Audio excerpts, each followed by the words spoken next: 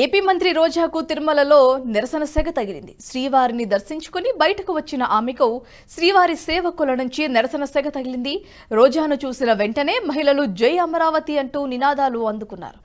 అయితే దాంతో ఒక్కసారిగా అవాక్కైన రోజా అక్కడి నుంచి బయటకు పడేందుకు అడుగులు వేగంగా వేశారు. అయినప్పటికీ మహిళలు ఆమెను అనుకరిస్తూనే జై అమరావతి అంటూ నినాదాలు హోరెత్తించారు. శ్రీవారి సేవకు వచ్చి ఇదేంది అంటూ అక్కడి నుంచి మెల్లగా జారుకున్నారు మంత్రి రోజా.